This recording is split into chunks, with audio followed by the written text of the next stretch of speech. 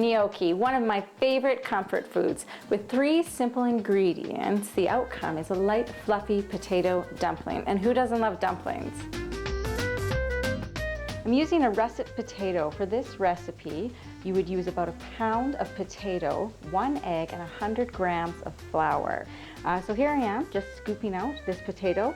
I'm going to try to save the inside a little bit, and I can utilize the skins later to fill with whatever I so choose. Now, if you don't have a ricer, you can always push your baked potatoes through a mesh strainer. I recommend doing this while it's warm, as it's going to be a little easier to work with. So I'm adding my flour. I'm also going to add some salt. And in goes my egg. And there's the start of my gnocchi. I'm going to do it with a spoon to save my hands, a little bit of cleanup, but you're welcome to do this on the counter. So you want to lightly incorporate all of these ingredients into your dough.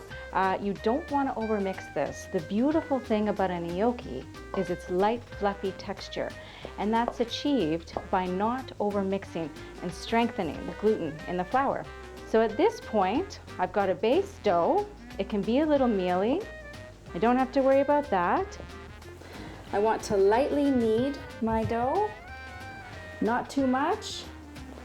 If you need to, add a little bit of flour, but remember, you want this to maintain a little bit sticky to the touch.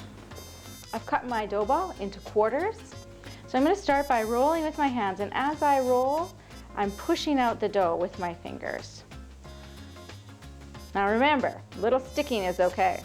You want it to be a little sticky. What I do like to do is have a little bit of flour on my cutting board that I dip in my pastry cutter. This allows it to not stick, or helps it to not stick.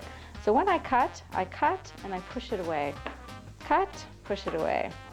I've got some boiling water here. I'm gonna add to that a little bit of salt. This is my opportunity to season the gnocchi when it absorbs the water. I'm also going to add my gnocchi to the water. I don't want to overcrowd the pan because it'll all stick together. The nice thing about gnocchi is it tells you when it's done by coming to the surface.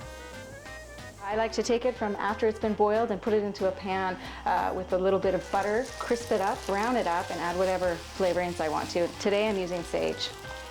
I've got my brown butter and sage gnocchi here. I'm going to finish with a little bit of pecorino, and that's all it needs.